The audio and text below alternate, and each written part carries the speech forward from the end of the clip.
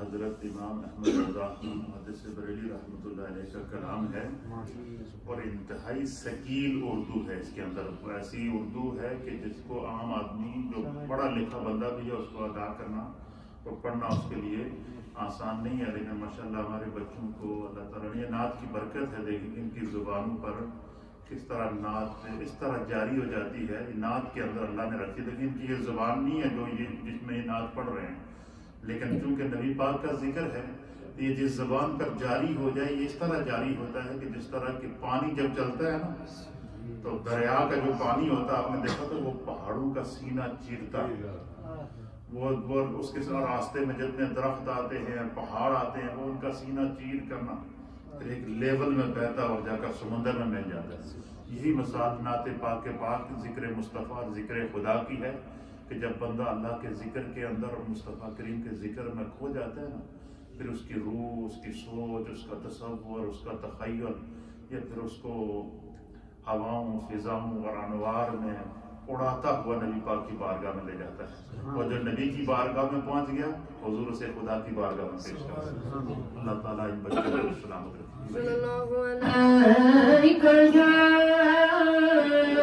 رسول اللہ وسلم علیک یا حبیب اللہ، سمت بری صلی اللہ علیک یا رسول اللہ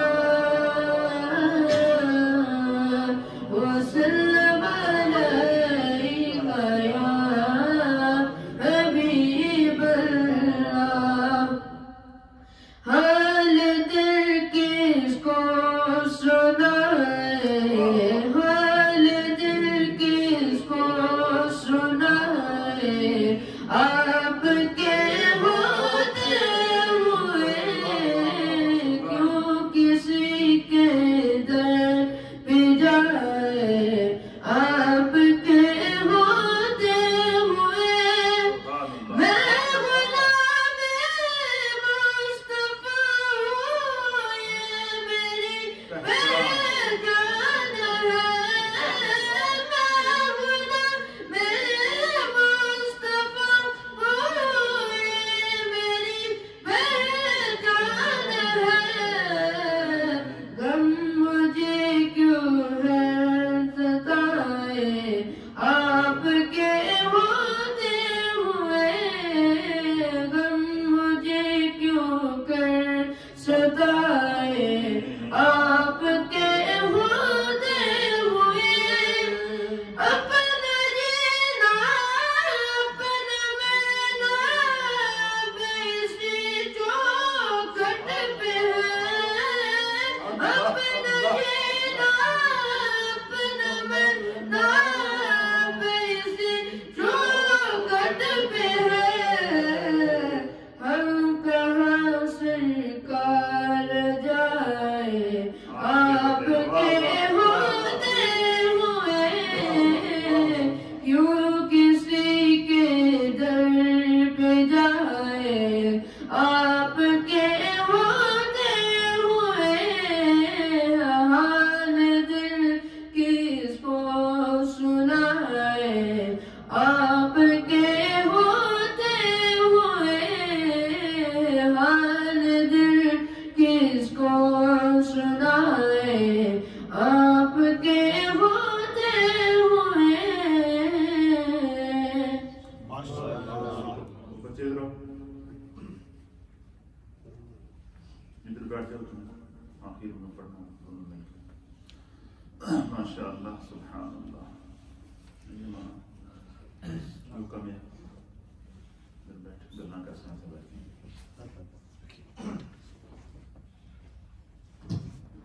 السلام علیکم ورحمۃ اللہ وبرکاتہ۔ الحمدللہ رب العالمین، والصلاة والسلام على سید المرسلین وعلى آلہ واصحابہ اجمعین۔ الصلاة والسلام علیک یا رسول اللہ، الصلاة والسلام علیک یا رسول اللہ، الصلاة والسلام علیک یا حبیب اللہ، الصلاة والسلام علیک یا حبیب اللہ، وعلى آلک وعلى آلک واصحابک وصحابک یا نور اللہ، یا نور اللہ، صلی اللہ تعالی علیہ وسلم۔ So, Alhamdulillah, yesterday we talked about the rights of children and about raising children in a sensitive way. And we didn't quite finish the topic. There were some things left, so I'm going to do that today, inshallah, tabarak wa ta'ala. And what I promised about today, hopefully, inshallah, that will be tomorrow, inshallah. So we spoke about making our children namazi. That is a prime and a fundamental responsibility.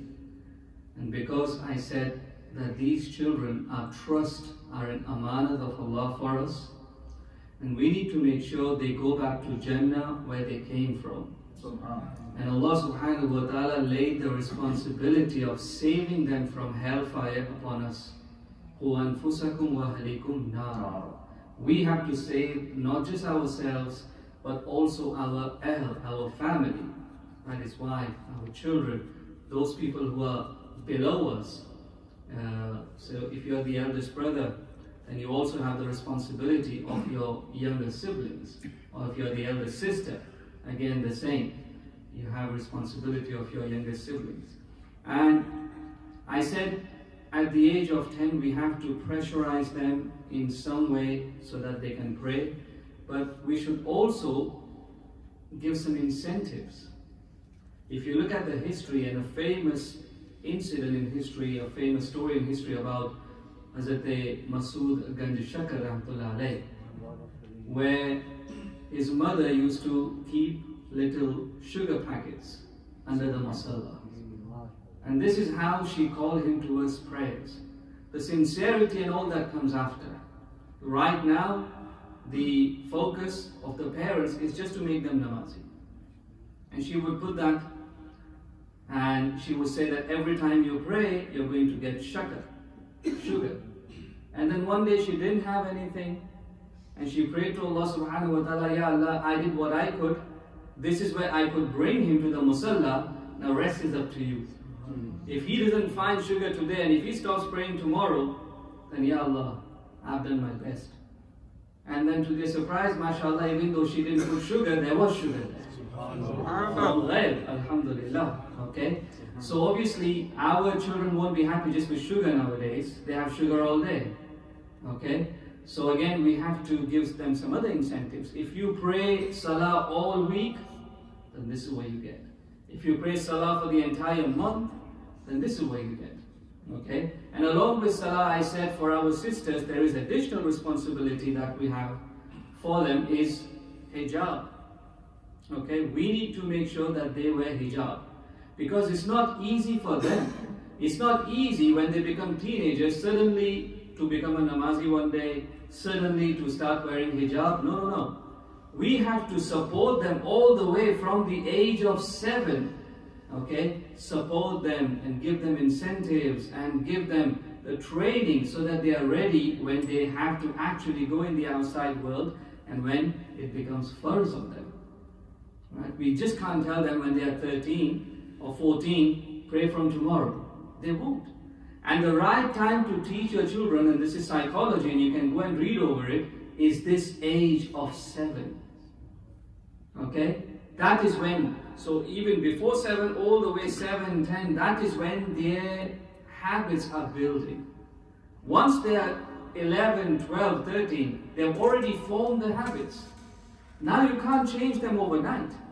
Over the years, they have built their habits and they have built a behavior pattern.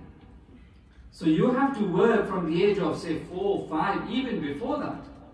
You know, we started nursery, Islamic nursery, and that was the first one in Bolton, about in 2007-8. Our children go to school at what age? 3. Nursery starts at 3. We start madrasa at what age? 5. And I said, why? Why can't they come to Islamic nursery at the age of 3? And we started, alhamdulillah, it was just a pilot, and it took off. And you would be amazed how much children learn at the age of 3. Okay? They learn the du'as, they learn the sunnahs, they learn so much at the age of 3, 4, 5. When they go home, they tell their parents, do this. If they miss a sunnah, they tell their parents, this is the sunnah. If they miss a dua, they tell the teachers or they tell the parents, this is the dua. So they can start learning. They have the power. It's just memorization. Okay, you make them learn du'as, and you make them learn naats, and you make them learn the sunnahs, and they just memorize it, because that is the age of memorizing, mashallah. And that is when they pick up these habits and they form those habits. And mashallah, we have the first Mu'allima class coming to us now, who started like good few years ago, right from nursery. They are coming to me now for Mu'allima class, and then going forward to Alima class, and they are age 11, 12. And you should see how much they know. Girls who are like 15, 16 years, what they don't know, mashallah, these 11, 12 years old already know, because they got a good head start at the age of 3. You see? So it all helps. Anyway, I go to Manchester normally for Jummah, and a lot of families in the past few years moved there from France. You know, we have, mashallah, as we've been listening to the announcement, a lot of people from Europe are here now, mashallah. Welcome, alhamdulillah. Probably they haven't seen such beautiful masajid over there, and they haven't seen such beautiful mahol over there in Portugal or Italy or wherever they came from. Okay? But a lot of families came from France. And you know the only reason they came? Because their daughters were not allowed to wear hijab there. They left the country. Yeah. Or some of them, they still have business over there, work over there, but they left their families over here. And every month, because it's very close by, so every month they come here for a weekend.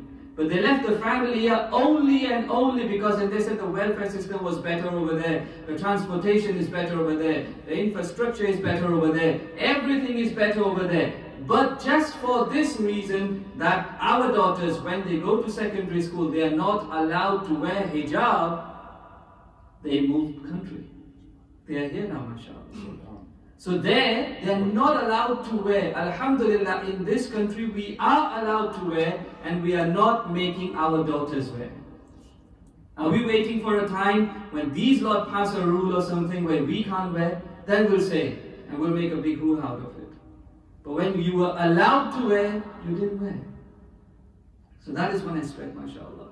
Make them a namazi, make them wear hijab, and don't force them into it. We need to make them intellectual Muslims. This is another thing. Intellectual Muslims. We need to tell them why we are doing what we are doing. So sometimes you sit down and say, we believe in one God. Why do we believe in one God? Well, they're old enough to understand these things. Why do you think we wear hijab? Make them realize the importance of it. Why do you think we pray salah 5 times a day? Where did the book of Allah come from? Why do you think it is important to read? That will trigger their thought process. And inshallah, they will not be Muslims just by name. And if you ask them, why are you a Muslim? Because my mother said so. Why do you pray namaz? Because my father said so. Why do you pray Quran? Because my teacher said so. No, they will know internally, mashallah, their iman, their yaqeen will tell them, this is why I should pray namaz, and this is why I should do hijab, and this is why I should pray Quran, inshallah. And when they become intellectual Muslims, their friends won't be able to sway them. How many times has it happened where they have good habits, as soon as they go to secondary school, they start developing bad habits.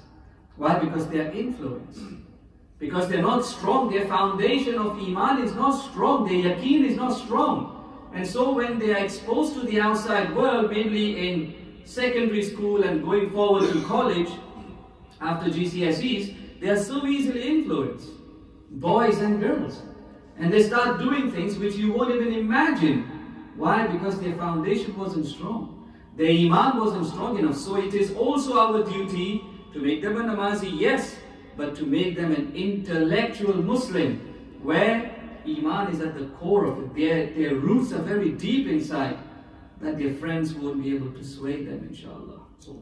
That is another thing we need to do. Then I asked our, mashallah, mothers, they tend to spend more time with children. But about fathers, fathers are so busy, isn't it? Fathers go work, fair enough. Mothers also go work nowadays. Mothers are also cooking, but fathers are not. I don't know how many of you cook. Okay? How many of you iron? When I talk about husband and wives, you've had it. How many of you spend time with your children? As a father, when did you take your daughter or your son to bed? When was the last time you did that? When was the last time you read a story, a bedtime story to them? Tell them stories or read a book with them. That is what they want, and that is what they'll miss. That is what they'll remember. These are memories which we are not making with our children. We are not spending time because after work, maybe we go for football. That's all stopped now. Gyms has also kind of stopped. Maybe it's reopened. Then we go to the gym. And then, I've got nothing against gym, by the way. You can go, but all in its own good time. And then, we are on our phones, isn't it? We are on our tablets and the children are on their tablets. Everybody is on tablets. We have seen, isn't it? We are all in the same room and everybody is on the phone. Okay? We are talking to people who are further away, but not talking to people who's right next to us. Is that right? That's happened so many times. MashaAllah. Even our elderly people are so busy on WhatsApp nowadays. They don't even look at who's around them. Yeah. MashaAllah. That's fine. But as fathers, especially for fathers, we don't spend enough time with our children. Sometimes they don't have any bond with the child. They don't have any bond, and that is why what is happening with their child's education, the father has no clue. What is happening? इनको बताएंगे आजकल एक mobile पर माँ game खेल दिया, एक पापा खेलता है, त्रै बच्चे को त्रै मोबाइल हैं। मैं यही कहना, पाली गेम चल रहा है। सब एक ही रूम में बैठे हैं और सब अपने अपने फोन पर हैं माशाअल्लाह, और एक दूसरे से कोई ताल्लुक जैसे नहीं है, ऐसे है ना? Okay, so bond with the children. Yeah, bond with the children. So spending time with the children, and the point I was making was, Allahumma salli wa sallim ala So yeah, spending that time with your children. We don't have no clue what is happening with our children's education. What subjects they are taking in GCSEs. If you ask the father, mother would know. Everything the mother would know. And the father, and then there will be a price to pay for this. When they go to college, when they go to university, when they start working, the father will just be an ATM for them. Is that right? When they need money, they'll come to you. Otherwise, they won't come to you because you never went to them. You never spent time when they wanted a father. When they wanted you to spend time with them, you did not spend time. And you know what? When they are teenagers, you will run after them and they'll be running away from you. Because there is no bond. There is nothing common. You don't know nothing about them. So what are they going to talk to you about? So we really, again from that age, from a very early age, we need to spend a lot of time with them. We need to take them out. We need to take them for walks. We need to connect them with nature. Okay, all these things needs to be done. And now we have an additional problem. Social media is a problem. What they get onto on social media, we need to know that. But on social media, there is so many threats now. Cyberbullying, grooming, all these things might be happening on social media. We don't know. Okay. Then our children might be getting into some kind of, mental illness is such a big problem nowadays. It can happen to anyone. It can happen to a teenager. Teenagers taking their lives. Have you not heard? They don't suddenly take their life. Okay? It's building up for months, maybe for years even. And then they can't find an outlet. And so they go and do the ultimate. Okay? So we need to check for signs. What are the signs if our daughter or our son is suffering from something? Even they won't know. Mental illness is such a hidden thing that sometimes the sufferer doesn't know that he or she is suffering. Adults don't know, so never mind children. They won't know what's going on in them. But it is up to us that we have that basic knowledge so that we can pick up on signs. So what are those signs? Just three main signs is if their eating pattern, their dietary habits. I know we eat a lot of junk nowadays, right? A lot of takeaways. That's another problem, takeaways, okay? We had a 15-year-old who had a serious cholesterol problem. Serious one. He had to be hospitalized. This is what is happening. If you're having 3-4 takeaways in a week, what else is going to happen? Okay? Mummy cooked veg, okay, we'll get takeaway. Mummy cooked this, I don't want, I had that in the morning, I'm going to get a takeaway. No, this has to stop. This really has to stop. Okay? So that's one sign where they're not eating properly. Second is, their sleeping pattern is disturbed. So they're not sleeping well. They seem disturbed. These are signs. And lastly, if they are too withdrawn, I know if your children become teenagers, they'll be spending more time in their own room. We know that. When my daughter went to secondary school, the head teacher, in a meeting, she said, you're going to lose your child for a bit. Like that lovey-dovey child that you had who was spending time with you, who was always reading books, she won't be there anymore. They won't be reading books now. They won't be spending as much time with you. They will want to spend time by themselves now in their own rooms. And everything that she said happened. Okay? But we've got to be patient with teenagers. We've got to be patient with them. They will come back to you. There is a phase where they go and they explore, but I'm teaching a lot of teenage girls and boys. At the age of 17, 18, 19, they will come back to you. Okay? But don't flip in those years between 13, 14, 15 and don't go mad at them. Right? They will come back to you, inshallah, tabarak wa ta'ala. You just have to be with them, for them. You have to be like a friend to them. You have to support them. Okay? And I don't say don't discipline them. Discipline them. Where they need discipline, of course we need to discipline them. But you have to do it in the right way. Okay? So just the last one I want to make is, if they are too withdrawn, if they are spending too much time by themselves and not engaging with family, I mean, do we at least once a day sit as a family and eat? This is so important. One meal a day where the entire family sits together and eat. And I must confess, I don't eat with them because I eat really late. I've got a Bombay habit of eating late. But I sit with them when they are eating. I have my tea and they are eating. But you have to be with them at least once a meal in a day when the whole family sits together and eat and we're discussing things and we're just talking about whatever. And they are fighting. That's fine. But as long as we are sitting together. All these things are important. And lastly, we need to teach them manners. The best thing a father can give their children is adab. Our schools are not making them into good human beings. They might be good with maths, and they might be good with science, and they might become a dentist, they might become a doctor, they might become a pharmacist, an optician, a lawyer, whatever.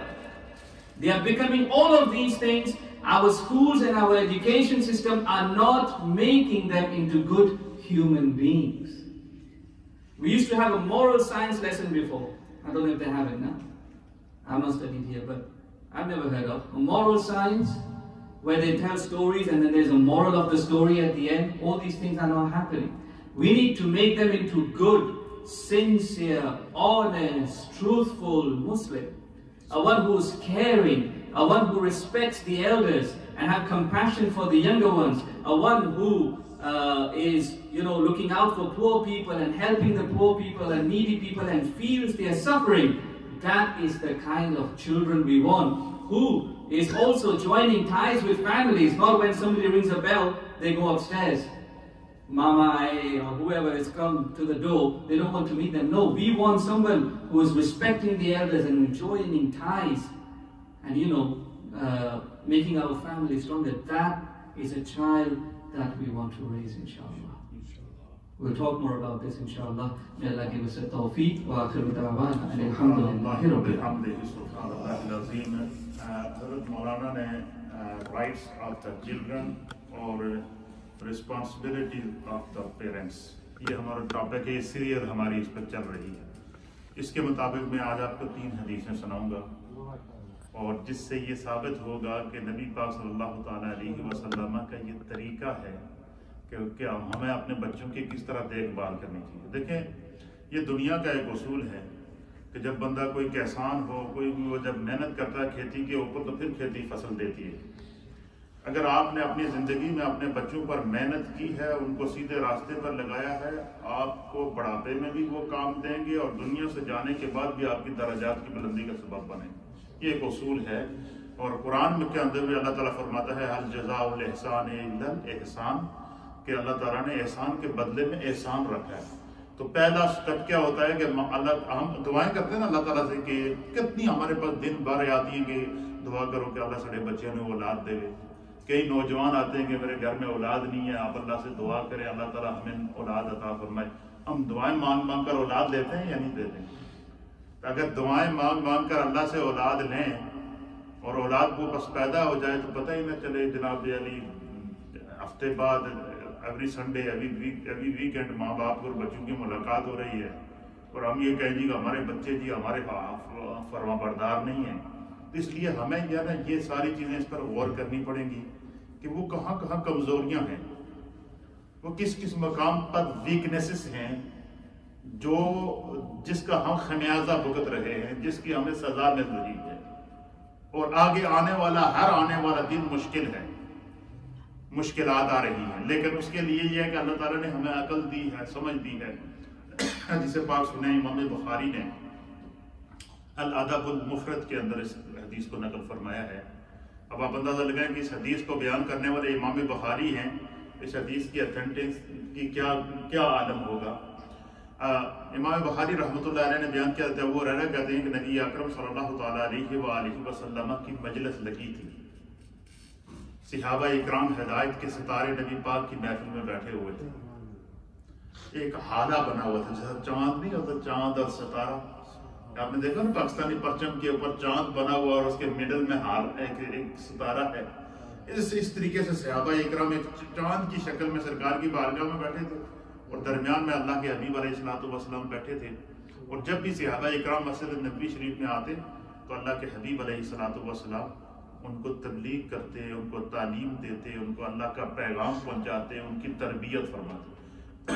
ہمیں تو اللہ کے حبیب علیہ السلام نے اپنے وہ بچے جو ہمارے ذمہ ہیں، نابالغ بچے جو ہماری تربیت میں ہیں، ان کو سیدھا ان کو ان کی تربیت کرنے کا حکم دیا ہے۔ لیکن میرے مصطفیٰ کریم صلی اللہ تعالیٰ علیہ وآلہ وسلم نے جب اعلان نبوت کیا تو آپ پر ایمان لانے والے صحابہ اکرام میں سے کسی کی عمر 90 سال، حضرت ابو قحافہ یا حضرت ابوبکر صدیق کے والد ہیں، وہ جب ایمان لائے تو عمر 90 سال تھی۔ حضرت سلمان فارسی رضی اللہ تعالیٰ عنہ جب ایمان لائے تو عمر 132 سال تھی۔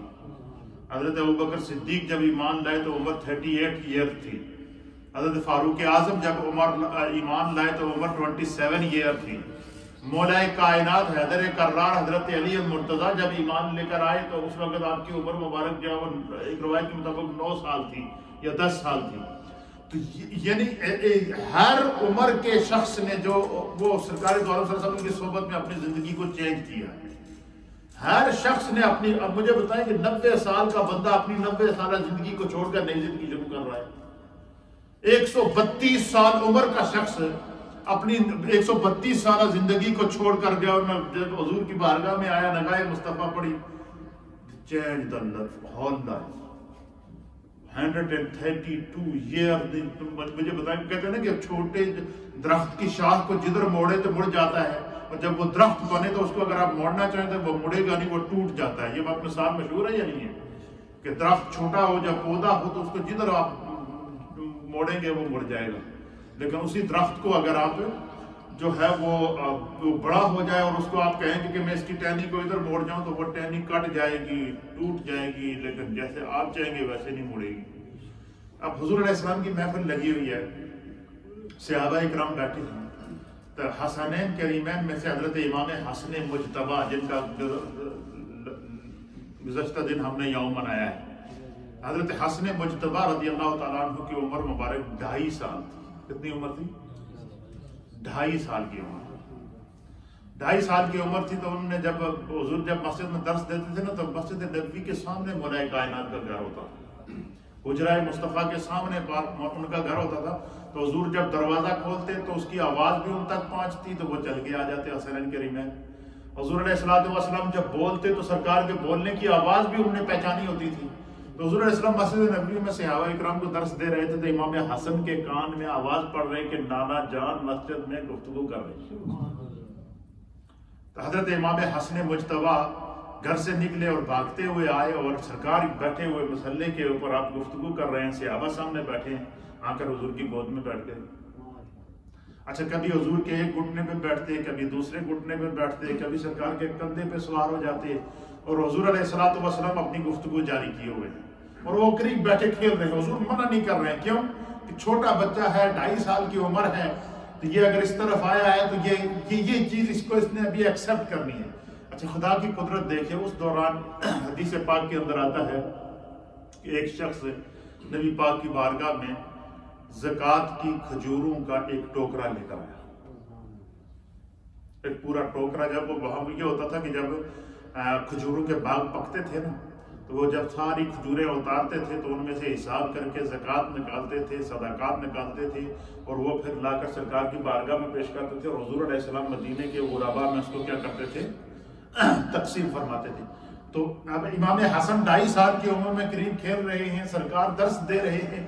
ایک صحابی رسول جو ہے وہ زکوٰۃ کی کھجوروں کا ٹوکرا لے کر آئے اور انہوں نے کہا کہ یا رسول اللہ یہ زکوٰۃ کی کھجوریں ہیں, یہ میں آپ کی خدمت میں پیش کر رہا ہوں, آپ غربا میں تقسیم کر دیں.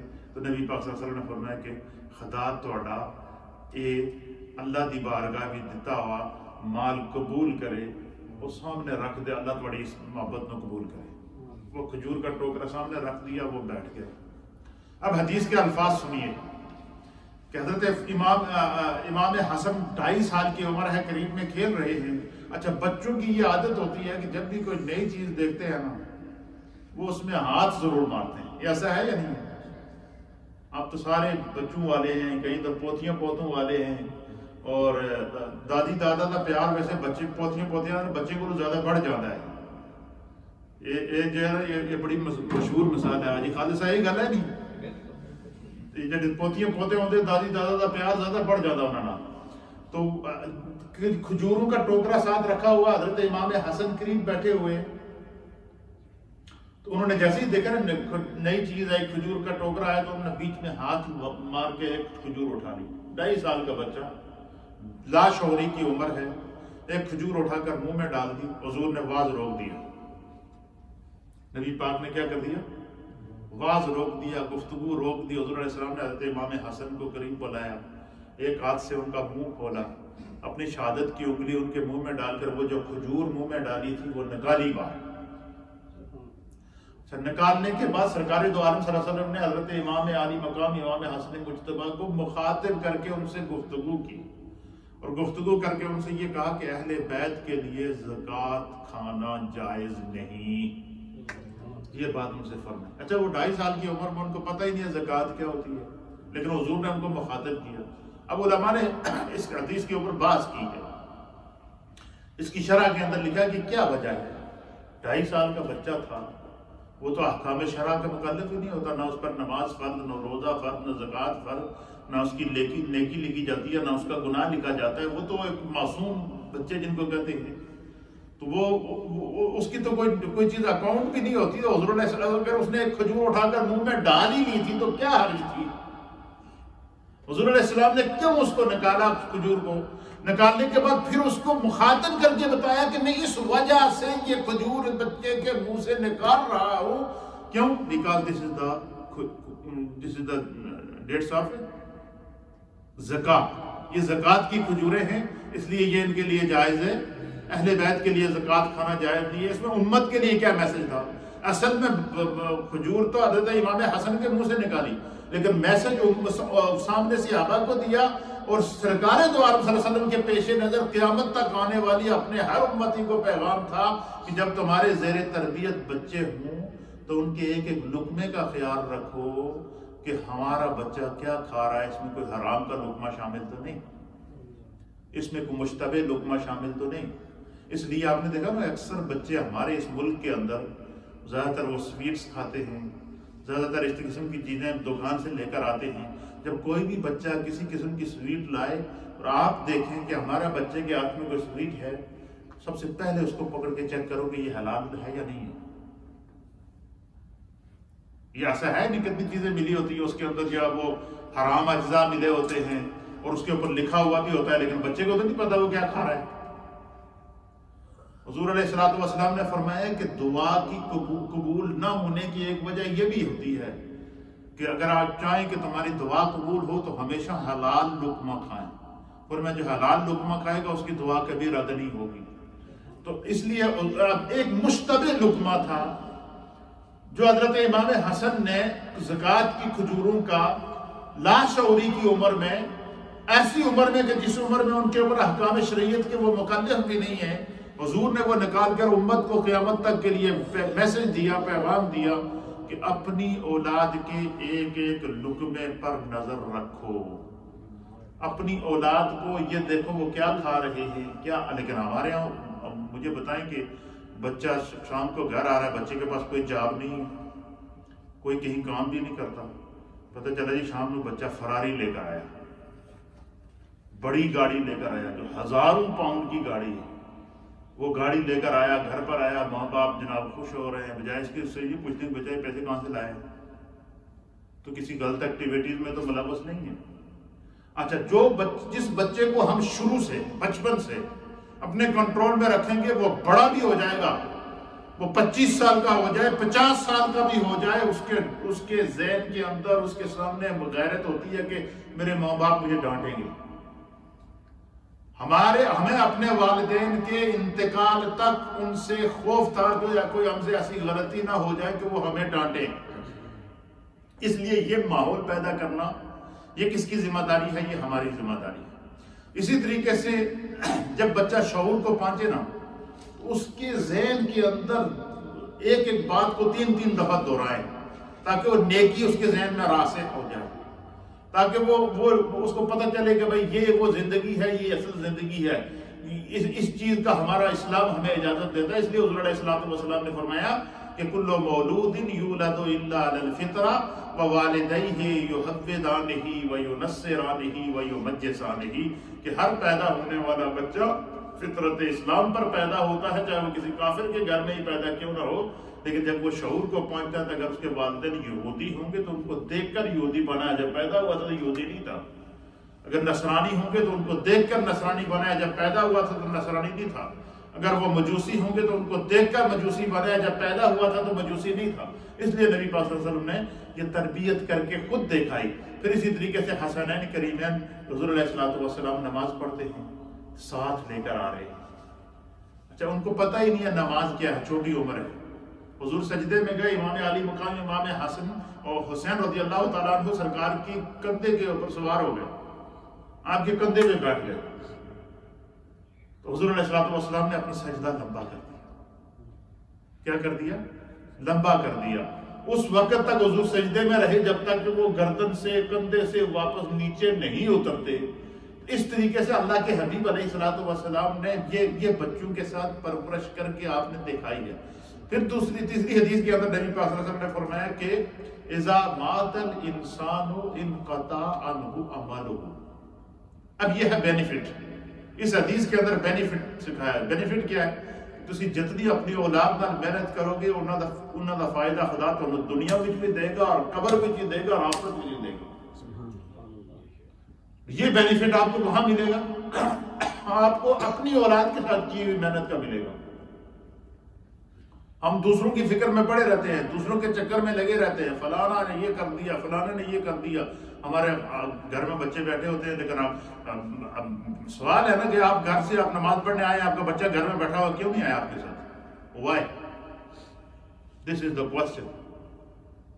آپ بچے کے پاس سے اٹھ کر مسجد آ رہے ہیں، ایسا ہوتا ہے یا نہیں ہوتا؟ یہ سچ ہے، کڑوا ہے، لیکن ظاہر ہے یہ کرنا تو پڑے گا۔ دیکھو، ہم سر جوڑ کر نہیں بیٹھیں گے تو ہم یہ آپس میں روتے رہیں گے، جی ہماری اولاد نافرمان ہو گئی، جی میری اولاد میری گل نہیں مانتی ہے، جی میری اولاد جناب علی اپنی مرضی کر دی ہے۔ یہ دن بھر 24 گھنٹے 2400 گھنٹے یہی کچھ سنتے ہیں نا۔ آپ گھر سے اٹھ کے آ رہے ہیں، آپ کا بچہ آپ کے ساتھ بیٹھا ہوا ہے، آپ اس کو یہ کہیں کہ چل اٹھ میرے ساتھ چل نماز پڑھنا، تو اگر آپ نے بچپن سے اس کی تربیت کی ہوگی تو وہ سوال اس کی اتنی ہمت ہی نہیں ہے کہ وہ آگے سے بات کرے۔ وہ یہ نہیں کہے گا دس از مائی لائف، ایسا کہتے ہیں نہیں، ایسا وقت بھی آتا ہے کوئی نیکی کا کم بچے نو دسو تو آگے سے وہ کہتے ہیں دس از مائی لائف. اس کی وجہ کیا ہے؟ ہم نے ان کی تربیت نہیں کی ہے. جنہوں نے ان کو مائی لائف سکھایا ہے انہوں نے اپنے سارے گر سکھا دیے ہیں. انہوں نے گناہ کا راستہ سکھا دیا ہے. انہوں نے نافرمانی کا راستہ ہمارے بچے کو سکھا دیا ہے. انہوں نے ہمارے بچے کو یہ سکھا دیا کہ پیرنٹس یہ کہو تو ان کے آگے سے جناب پیرنٹس کو اس طرح بیہیو کرو کہ ان کو اپنی عزت بچانا مشکل ہو جائے. لیکن انہوں نے جو ہمارے بچے کو بیڈ ہیبٹس بیڈ تھنگس سکھائی ہیں، بری عادتیں سکھائی ہیں، تو وہ ہمارا بچہ تو ان کے پاس بعد میں گیا، پہلے تو ہمارے پاس آیا وہ. اور پہلے 5 سال جس طرح مولانا نے آپ سے کہا کہ پہلے 5 سال تک تو بچہ ماں باپ کے کنٹرول میں ہوتا ہے نا.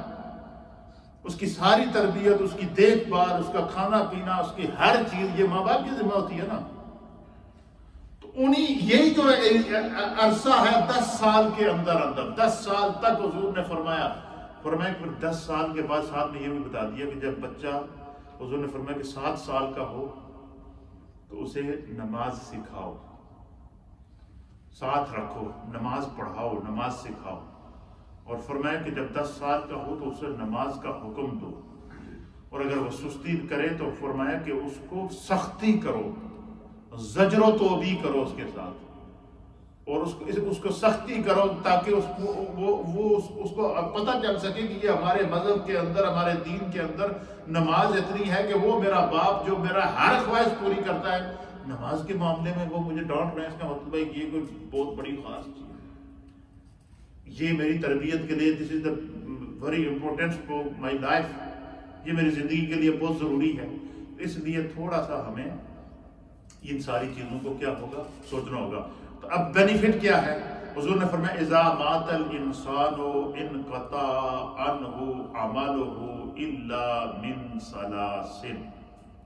حضور نے فرمایا کہ جب انسان فوت ہو جاتا ہے، اس کی زندگی کا سانس ٹوٹ جاتا ہے، تو فرمایا کہ اب چلتا ہے تو نماز پڑھ رہا ہے، چلتا پھرتا سانس ہے تو قرآن پڑھ رہا ہے، سانس ہے تو نمازی ہے، سانس ہے تو حاجی ہے، سانس ہے تو قاری ہے، سانس ہے تو عالم ہے، سانس ہے تو نمازی ہے، سانس ہے تو اچھا ہے، سانس ہے تو ہر چیز اس کی نظر آ رہا ہے، اس کا عمل نظر آ رہا ہے. حضور نے فرمایا یہ ساری نیکیاں، نماز، تلاوت قرآن اور اچھی عادتیں، ہر وہ چیز فرمایا کہ یہ اس وقت تک بندے کے ساتھ رہتی ہے جب تک اس کے ساتھ سانس موجود ہے. اب جب سانس ٹوٹ گئی فرمایا انقطع عنہ عملہ، تو اس کے اعمال کا سلسلہ بھی ٹوٹ جاتا ہے، منقطع ہو جاتا ہے، رک جاتا ہے، جس طرح کہ وہ عام زندگی رکتی ہے. تو اس لیے نبی پاک صلی اللہ علیہ وسلم نے فرمایا کہ بندے نے اگر اپنی زندگی میں 3 کام کیے ہوئے، فرمایا الا من صدقۃ جاریہ، اگر بندے نے اپنی زندگی میں اپنے ہاتھ سے صدقہ جاریہ کیا ہے. اچھا، اولاد کی تربیت کرنا بھی صدقہ جاریہ ہے. اولاد کی تربیت کرنا صدقہ جاریہ کس طرح ہے؟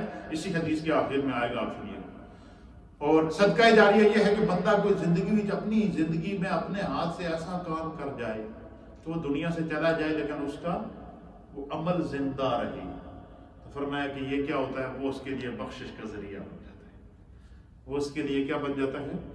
بخشش کا ذریعہ بن جاتا ہے. اس کے لیے دعا کرنے والا ہو نہ ہو، جب تک وہ نیکی زندہ ہے، اس کے اعمال میں، اس کی درجات میں اللہ بلندی برکت کرتا رہتا ہے.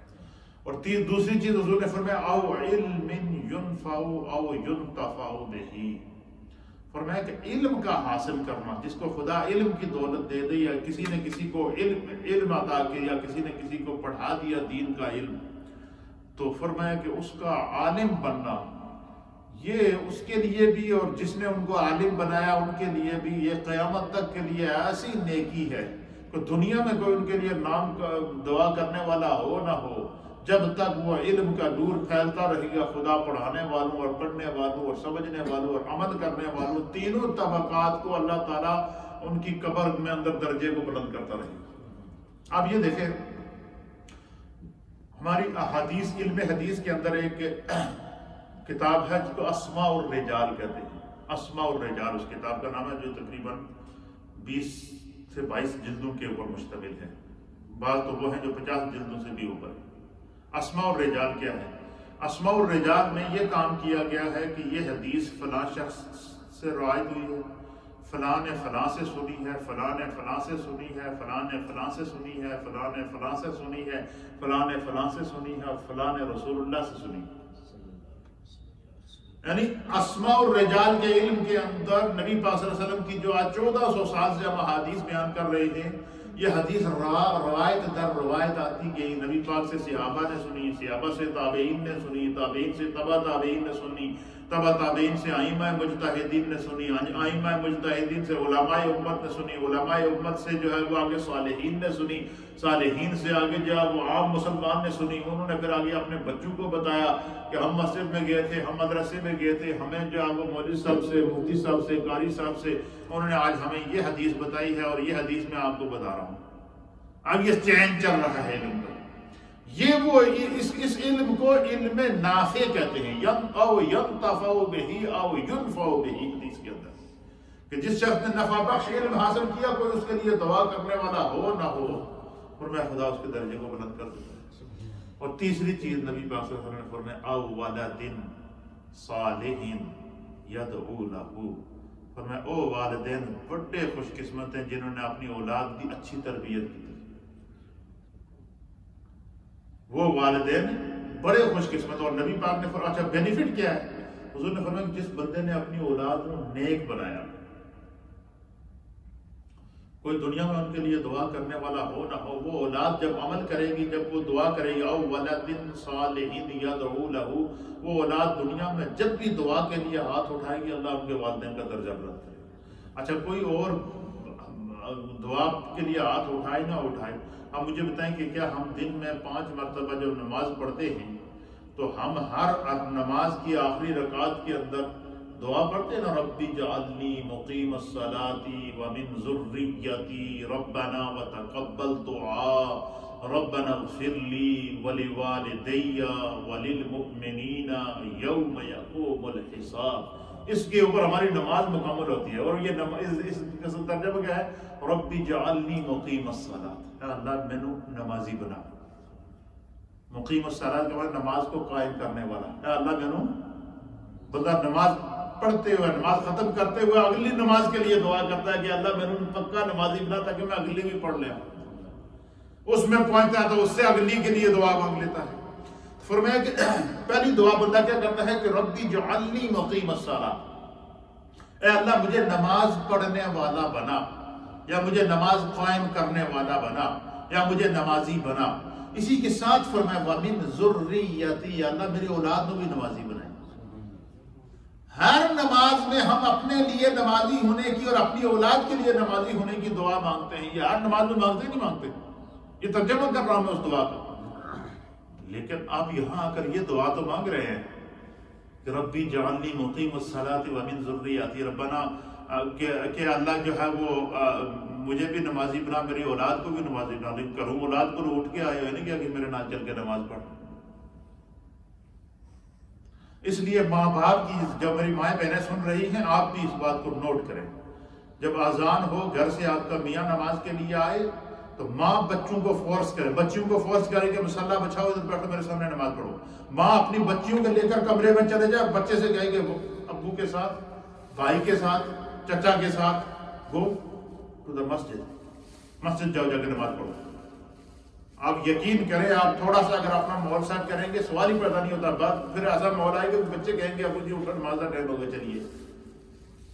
اس کا مطلب یہ ہے کہ کچھ ہماری عملی کمزوریاں کیا ہیں، عملی کمزوریاں ہیں. لیکن قرآن ہمیں تعلیم دیتا ہے کہ قرآن پاک کی سورہ رحمان کے اندر اللہ تعالیٰ نے فرمایا فَبِأَيِّ آلَاءِ رَبِّكُمَا تُكَذِّبَانِ، کیا فرمایا کہ تم اپنے رب کی کون سی نعمتوں کو جھٹلاؤ گے. اچھا یہ جو آیت ہے، یہ اللہ تعالیٰ ایک دفعہ کیا سکتا تھا نا، فَبِأَيِّ آلَاءِ رَبِّكُمَا تُكَذِّبَانِ.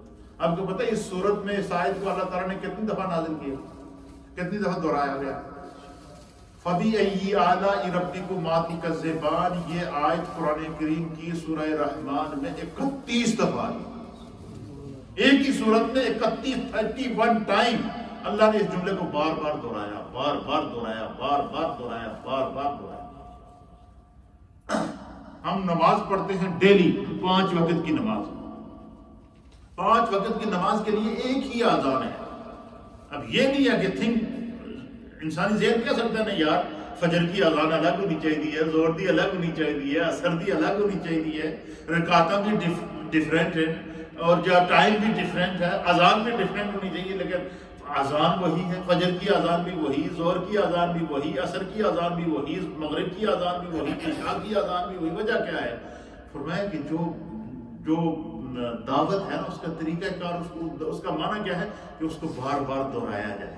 یہ نہ کہیں کہ ہم ایک دفعہ بچے نے کیسے میری گل نہیں سنی، تو نہیں سنی دوبارہ پھر کہو، تیسری دفعہ پھر کہہ دو، چوتھی دفعہ پھر کہہ دو، کہتے تک غیرت آئے گی نا اس کہ میرے ماں باپ جنہیں میرے بار بار کہہ رہے ہیں۔ تو اچھا پہلی بات یہ کہ بچپن میں اگر ہم بچوں کو اس طرف عادی بنا دیں گے، ہمیں تکلف کرنے کی ضرورت ہی نہیں پڑے گی، ہمیں اس پریشانی سے گزرنا ہی نہیں پڑے گا جس سے آج کل ہم گزر رہے ہیں، اور آگے آنے والا زمانہ زیادہ مشکل ہے۔ تو یہ جو رائٹس آف دا چلڈرن ہیں، یہ اس سے زیادہ یعنی بچوں کی اتنی ذمہ داریاں نہیں ہیں جتنی پیرنٹس کی ہیں، لیکن اس کا بینیفٹ اللہ نے بڑا رکھا، فائدہ بڑا رکھا۔ حضور نے فرمایا کہ جب جو بچہ جس کے ماں باپ نے اچھی تربیت کیا نا، سرکار نے فرمایا کہ جس وقت وہ اللہ کی بارگاہ میں دعا کرتا ہے، فرمایا اس کے والدین تو نیک تھے تو اس کو نیک بنایا نا۔ حضور ایک حدیث کے مطابق نبی پاک نے فرمایا کہ اگر والدین فوت ہو جائیں تو ایک بندے کے والد فوت ہو گئے، وہ نیک تھے، صالح تھے، صاحب ایمان تھے، اللہ نے ان کو بخشش کر دی، ان کو جنت میں مقام بھی عطا کر دیا۔ سرکار فرماتے ہیں کہ جنت میں اچانک اس بندے کی عزت میں اور اضافہ ہوگا، اللہ اس کو جنت میں اس کا درجہ بڑھا دے گا۔ جنت کے اندر اللہ تعالیٰ اس کا کیا کر دے گا؟ گریڈ بڑھا دے گا۔ جیسے ہمارے دنیا میں ہوتے ہیں نا 10 گریڈ کا بندہ، 14 گریڈ کا بندہ، پھر 14 سے جب 15 16 میں چلا جائے تو بڑا افسر بن جاتا ہے، پھر جب 18 گریڈ میں چلا جائے تو اور بڑا افسر بن جاتا ہے، 20 میں چلا جائے تو اور بڑا، 22 میں چلا جائے تو وہ اور ہی بڑا افسر بن جاتا ہے۔ دنیا میں بڑے بڑے گریڈ ہیں۔ اسی طریقے سے جیسے چھوٹی اولاد کو جب ہم نیکیوں کی طرف آئیں گے تو وہ دنیا میں نیکی کی طرف جب عادت کو بنا لیں گے تو دنیا میں جب نماز پڑھنے جائیں گے تو قیامت میں ماں باپ کا گریڈ بڑھتا جائے گا۔ بچہ دنیا میں سجدہ دے گا، بچی دنیا میں سجدہ دے گی، ماں باپ کا گریڈ بڑھتا جائے گا۔ بچہ دنیا میں قرآن پڑھے گا، ماں باپ کا گریڈ بڑھتا جائے گا۔ بچہ دنیا میں دعا مانگے گا، ماں باپ کا گریڈ بڑھتا جائے گا۔ حتیٰ کہ حضور نبی علیہ السلام نے فرمایا کہ جنت میں جنتی کا جب درجہ بڑھ جائے گا تو وہ جنتی بھی حیران ہوگا، یا اللہ تعالیٰ نے مجھے جنت بھی دی ہے، اس کی نعمتیں بھی دی ہیں، اس کے انعامات بھی دیے ہیں، اس کی ساری نعمتیں، کون سی چیز ہے جو جنت میں موجود نہیں ہے؟ پھر حضور فرماتے ہیں کہ وہ اللہ سے سوال کرے گا، وہ بندہ اللہ سے سوال کرے گا، کیا کہے گا؟ اے اللہ تو نے مجھے جنت دی ہے، جنت کی نعمتیں دی ہیں، جنت کے انعامات دیے ہیں، اس کے باوجود میرے درجات کو تو بلند رہا ہے، مجھ پر کرم بالائے کرم کر کے میری عزتوں میں اضافہ کر رہا ہے، اللہ میں اس کرم کی وجہ پوچھ سکتا ہوں؟ تو نبی پاک صلی اللہ تعالیٰ علیہ وآلہ وسلم نے فرمایا کہ استغفار ولدک، یہ حدیث کے الفاظ ہیں کہ دنیا میں تیرے بچے نے تیری درجے کی بلندی کی دعا کی ہے، تو تیرا بیٹا دنیا میں جب تیرے لیے دعا کر رہا ہے، تیری بیٹی جب دنیا میں تیرے لیے دعا کر رہی ہے، تو مجھے رب ہو کر میں نے چاہا کہ جب میرے بندے کا بچہ اس کی درجات کی بلندی کی دعا کر رہا ہے، میں کیوں اس کی درجے کی بلندی کی دعا کروں؟ اس لیے فرمایا کہ ماں باپ کے قدموں میں ماں کے قدموں میں جنت ہے اور باپ جنت کا دروازہ ہے۔ اب یہ اولاد کے لیے بھی حکم ہے، اس لیے ہمیں اپنے تھوڑا سا ماحول کو اور بہتر کرنے کے لیے اچھی اچھی چیزیں کیا کرنی چاہیے، سیکھنی چاہیے، اور اسی میں ہمارے لیے عزت بھی ہے، اس کے اندر اللہ تعالیٰ نے ہمارے لیے رفت بھی رکھی ہے۔ اب چونکہ یہ جو افطاری کا ٹائم ہے نا یہ بڑھتا جا رہا ہے، اب ہم انشاءاللہ آپ کو افطاری سے پہلے 10 منٹ 15 منٹ کا بیچ میں جو ہے وہ کوشش کریں گے کہ اس طرح بیچ میں وقفہ ہوا کرے تاکہ آپ درس کے بعد جو ہے وضو وغیرہ کر لیں، یا تھوڑا سا تلاوت کرنا چاہیں تو وہ کر لیں، دعا مانگنا چاہیں اپنے طور پر وہ مانگ لیں، تاکہ یہ سلسلہ ہمارا افطار تک چلتا رہے۔ آہستہ آہستہ آہستہ آہستہ سارے گھر پہنچنا بھی ہونا، کئی لوگوں نے گھر میں جا کر افطاری بھی کرنی ہوتی ہے، تو انشاءاللہ اس کی ٹائمنگ ہم رکھیں گے تقریباً 20-25 منٹ کا درس انگلش کا، 20-25 منٹ کا اردو کا، اور ایک نعت۔ کیا خیال آپ کا؟ یہ ٹھیک ہے؟ تو اس سے تھوڑا سا آپ لوگ ریلیکس بھی ہو جائیں گے۔ تو انشاءاللہ یہ سلسلہ ہمارا جاری رہے گا، لیکن یہ ساری چیزیں اس وقت کام دیں گی، اس وقت مزہ دیں گی کہ آپ دلچسپی لیں گے. یہ اس کے اندر اتنی خدا نے لطف رکھا ہے نا. آپ لوگوں کو تو صرف سننا ہوتا ہے نا. مجھے بتائیں کہ ہمیں ہر روز نئے ٹاپک کے لیے نیا درس تیار کرنا پڑتا ہے، محنت کرنی پڑتی ہے، قرآن کی تفاسیر دیکھنی پڑتی ہیں، احادیث نکالنی پڑتی ہیں، احادیث کی شروحات نکالنی پڑتی ہیں، بزرگوں کے واقعات پڑھنے پڑتے ہیں، اور کوشش ہوتی ہے کہ ہر دفعہ آپ کو کوئی نئی بات بتائیں جو آپ کے دل کو چھوئے. تو یہ سارا وہ ذوق، یہ وہ محنت ہے جس کی یہ تربیت ہے، اور یہ میرے آقا علیہ الصلوۃ والسلام کے دین کی برکت ہے جو رب کریم نے ہمیں جو ہے وہ عطا فرمائی ہے. اور اس کے ساتھ ساتھ کل انشاءاللہ العزیز 17 رمضان المبارک ہے اور جمعے کا دن ہے. اور 17 رمضان المبارک جمعے کا ہی دن تھا جب غزوہ بدر ہوا. اور اللہ کی قدرت دیکھیے کہ یہ غزوہ بدر بھی پراپر جمعے کے دن ہی، آج یہ اس رمضان میں یوم بدر بھی پراپر جمعے ہی کا دن آ رہا ہے. تو کل جمعے کے اندر انشاءاللہ العزیز ہم جنگ بدر، غزوہ بدر، اصحاب بدر اور بدر کے اوپر نازل ہونے والی خدا کی رحمتیں اور برکتیں جمعے میں انشاءاللہ اس پر گفتگو کریں گے. باقی یہ جو اصلاحی ٹاپک ہے ہمارا، یہ مسلسل اثر کے بعد جاری و ساری رہے گا. کل یاد رکھیے گا کہ کل سے ہماری مسجد میں جمعے کی 2 جماعتیں ہوں گی. پہلی جماعت نارمل ٹائم پر جو 2 بجے ہوتی ہے وہ میں پڑھاؤں گا، اور اسی سیم ٹائم پر گفتگو ہوگی، سیم ٹائم پر جمعہ ہوگا. اور دوسری جماعت جو ہے وہ مولانا محمد عارف صاحب ہے، یہ جو ہمارے یہاں درس دیتے ہیں، یہ پڑھائیں گے. اور یہ اس کا ٹائم 2:45 ہوگا، 2:45 بجے وہ جماعت کھڑی ہوگی. 2:30 بجے ان کا 2:25 کا ان کا بیان شروع ہو جائے گا. تو اس لیے جو ہے وہ یہ ٹائم نوٹ کر لیں. عید کی بھی انشاءاللہ 2 جماعتیں ہوں گی، اس کے لیے بھی ہم ٹائمنگ سیٹ کر کے اعلان کر دیں گے. ابھی ٹائم ہمارے پاس پڑا ہے کافی. آگے محبتوں کے دن آ رہے ہیں، جہنم سے آزادی کے دن آ رہے ہیں. یہ بڑا مبارک عشرہ ہے جو اللہ تعالیٰ نے ہمیں اپنے کرم سے عطا کیا ہے. اس وقت دنیا مشکل کے اندر ہے. کووڈ-19 کی وجہ سے جب ہم حالات دیکھتے ہیں انڈیا کے اندر، سڑکوں کے اوپر لوگ پڑے ہوئے ہیں، تو اس سے نصیحت اور عبرت حاصل کرنی چاہیے. اللہ تعالیٰ جو ہے وہ کرم فرمائے ہم سب کے اوپر، اور ہر ایک کو اس مصیبت اور مشکل سے نکالے. بڑے مشکل دن ہیں، سوچنے کے دن ہیں، سمجھنے کے دن ہیں. زندگی کچھ نہیں ہے، یہ بات یاد رکھیے. یہ ایک پانی کا بلبلہ ہے، یہ اوپر اٹھتا ہے تو آدمی سمجھتا ہے او سارا جہان میرے قبضے میں ہے، لیکن جب اس میں سے ہوا نکلتی ہے تو وہ واپس پانی میں مل جاتا ہے. مٹی کا بنا ہوا انسان ہے، مٹی کا پتلا ہے. جب تک اس میں روح موجود ہے یہ چلتا پھرتا ہے، اور جب روح نکل کے واپس اپنے مقام پر چلی گئی تو یہ مٹی کا ڈھیر مٹی کے ڈھیر میں مل جاتا ہے. پھر یہ مٹی کا جسم مٹی کے اندر مل جاتا ہے، پھر ساری خواہشیں ادھر رہ جاتی ہیں. اللہ تعالیٰ ہمیں جو ہے وہ اپنی زندگیوں کو سمجھنے کی توفیق عطا فرمائے. بہت سارے لوگوں کے گھروں میں پریشانیاں ہیں، مشکلات ہیں. دعاؤں کے لیے کہا ہے، ہر ایک کو میں ہر روز اپنی دعا میں یاد رکھتا ہوں اور بغیر کہے ہوئے یاد رکھتا ہوں. جو امام ہوتا ہے اس کی بڑی رسپانسبلٹی ہوتی ہے. آپ لوگ تو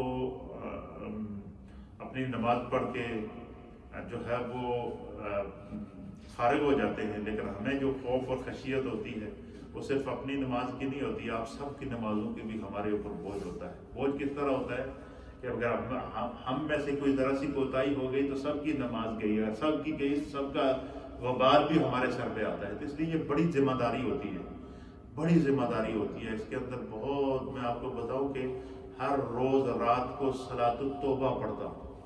یہ میں اپنی بات آپ کو بتا رہا ہوں. صلاۃ التوبہ پڑھتا ہوں سونے سے پہلے کہ اللہ تعالیٰ کوئی زندگی میں دن میں غلطی ہو گئی ہو جو ہم سے جو ہے وہ ہمارے منصب اور معیار کے خلاف ہو، اللہ ہمیں معاف کرے. ہر روز استغفار کرنی چاہیے. نبی پاک صلی اللہ تعالیٰ علیہ وآلہ وسلم دن میں 100 مرتبہ استغفار کیا کرتے. کتنی مرتبہ؟ 100 مرتبہ. تھوڑا سا ابھی ہمارے پاس کچھ ٹائم ہے تو تھوڑا سا ختم شریف کے الفاظ پڑھ لیں، پھر انشاءاللہ ذکر جائیں گے، پھر دعا کی طرف پڑھیں گے. پہلے بسم اللہ الرحمن الرحیم. بسم اللہ الرحمن الرحیم.